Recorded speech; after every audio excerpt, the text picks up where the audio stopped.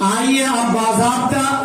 مجلس کا آغاز ہو چکا ہے، تو قرآن کی تلاوت کے بعد یعنی اللہ وحدہ لا شریک کے بعد اگر کوئی ذات گرامی ہے جس کی مدح سرائی بیان کی جائے تو آقا مدنی شہنشاہ بطا تاجدار مدینہ احمد مجتبی جناب محمد رسول اللہ صلی اللہ علیہ وسلم کی ذات گرامی ہے۔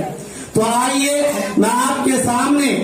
بڑی دور و دراز سے آئے ہوئے ایک شاعر اسلام جن کی آواز میں اللہ نے وہ مغناطیسیت رکھی ہے، وہ جاذبیت رکھی ہے کہ اگر آپ ایک مرتبہ اس کی آواز کو سن لیں گے تو آپ انہی کے ہو کے رہ جائیں گے، جن سے میری مراد قاری ظاہر و اشعری سے میری درخواست ہے تو جو ہے ہمارے آپ کے سامنے نعت نبی گنگنائیں۔ پڑھیے اللہم صلی علی محمد النبی الامی وعلی آلہ وسلم تسلیما صلی اللہ تعالی علیہ وسلم۔ کہ غلامی مصطفیٰ ہرگز کبھی ایسا نہیں کرتے، غلامی مصطفیٰ ہرگز کبھی ایسا نہیں کرتے، غلامی مصطفیٰ ہرگز ایسا نہیں کرتے۔ آنے والے مصرے پہ ہر شخص بولے گا غلامی مصطفیٰ ہرگز کبھی ایسا نہیں کرتے، غلامی مصطفیٰ ہرگز کبھی ایسا نہیں کرتے، غلامی مصطفیٰ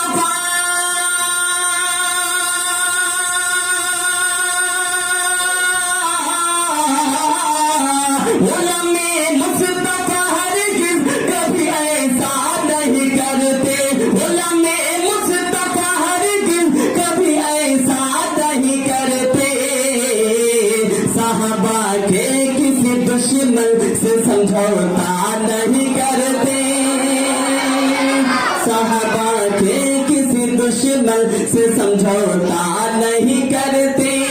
اور ایک شعر ڈائس کے حوالے سے آپ تک پہنچاتا ہوں انشاءاللہ، بہت خوبصورت کلام ہے۔ میں سارے صحابہ کا ذکر تو ایک مصرے میں نہیں کر سکتا، لیکن چند صحابہ کا ذکر کرتا ہوں اور سارے صحابہ کو نظروں میں رکھیں، پڑھتا ماجا کریں کہ بلال و حنظلہ حمزہ و خالد نام ہے جتنے،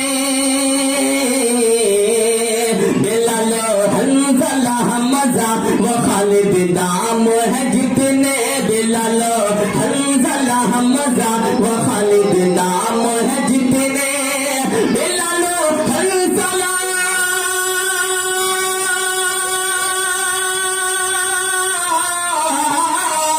بلال و حنظلہ حمزہ و خالد نام ہے جتنے، بلال و حنظلہ حمزہ و خالد نام ہے جتنے، کسی بھی حال میں ایمان کا سودا نہیں کرتے، کسی بھی حال میں ایمان کا سودا نہیں کرتے، بلال و حنظلہ حمزہ و خالد نام ہے جتنے، کسی بھی حال میں ایمان کا سودا نہیں کرتے، صحابہ کے کسی دشمن سے سمجھوتا نہیں کرتے۔ اب